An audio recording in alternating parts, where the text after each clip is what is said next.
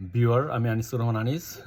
আজকে জার্নালিজম নিয়ে কিছু কথা বলবো। একটা গুরুত্বপূর্ণ নিউজ, যেটা সাংবাদিকতা একটি মহৎ পেশা এবং রিস্কি পেশা।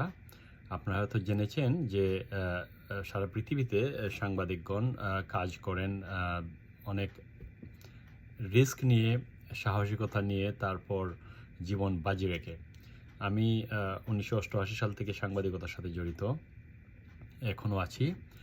আর যে ওয়ারিং নিউজটা হচ্ছে যে সাংবাদিকদের জন্য পৃথিবীতে সবচেয়ে বিপজ্জনক স্থান হচ্ছে এশিয়া মহাদেশের মধ্যে বাংলাদেশ, পাকিস্তান, আফগানিস্তান। এবং Bangladesh on list of most dangerous countries for journalist. তার মানে বাংলাদেশটা হচ্ছে যে জার্নালিস্টদের জন্য, সাংবাদিকদের জন্য, সংবাদকর্মীদের জন্য বিপজ্জনক স্থান হিসেবে উঠে এসছে। সাংবাদিকদের কাজের জন্য বিপজ্জনক দেশের তালিকার নাম এসছে বাংলাদেশের। দক্ষিণ এশিয়ার মধ্যে এই তালিকার নাম আছে পাকিস্তানেরও। তবে এই চলতি বছর সাংবাদিকদের জন্য সবচেয়ে বিপজ্জনক 9টি দেশের মধ্যে শীর্ষে আছে যুদ্ধবিধ্বস্ত ফিলিস্তিন। গতকাল মানে বৃহস্পতিবার এক প্রতিবেদনে এই জিনিসটি এসছে। বিশ্বজুড়ে সাংবাদিকদের অধিকার নিয়ে কাজ করা আন্তর্জাতিক সংগঠন রিপোর্টার্স উইদাউট বর্ডার্স, এর মধ্যে সবচেয়ে বিপজ্জনক 9টি দেশের মধ্যে বাংলাদেশের অবস্থান রয়েছে। বাংলাদেশের স্থান রয়েছে তৃতীয়।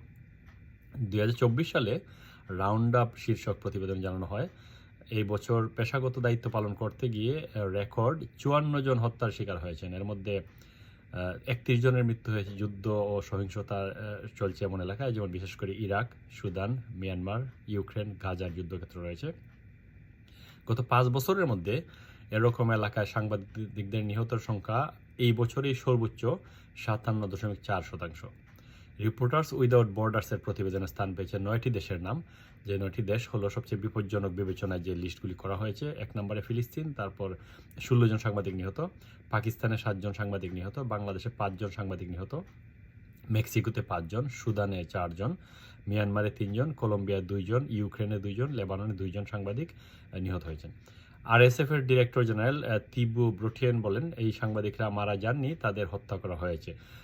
যারা বন্দী তাদের ক্ষমতাসীনরা আটকে রেখেছে, যারা নিখোঁজ তাদের অপহরণ করা হয়েছে।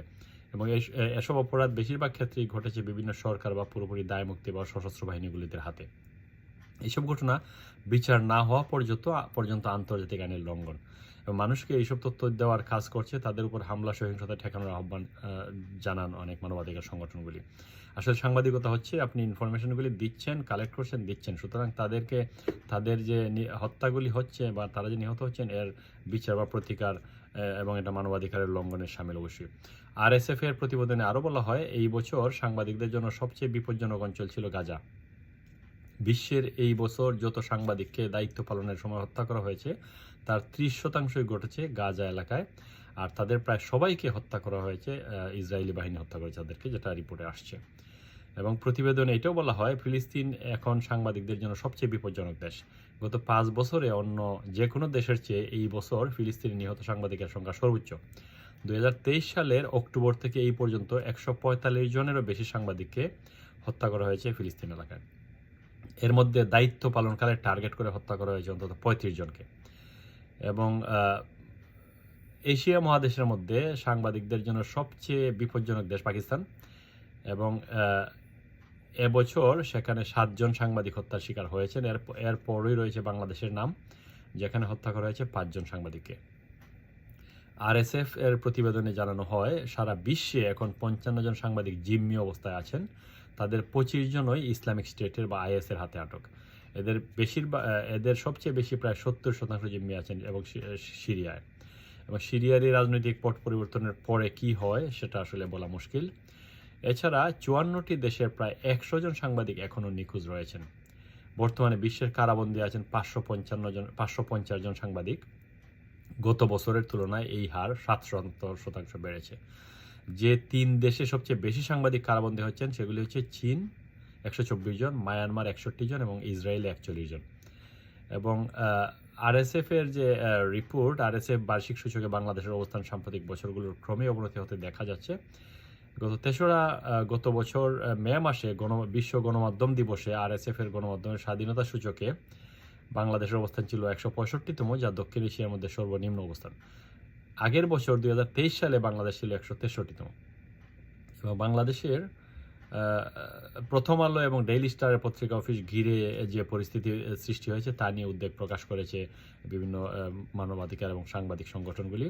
এমন কর্মকাণ্ড সাংবাদিকতার পরিপন্থী এবং সম্পূর্ণ অগ্রহণযোগ্য।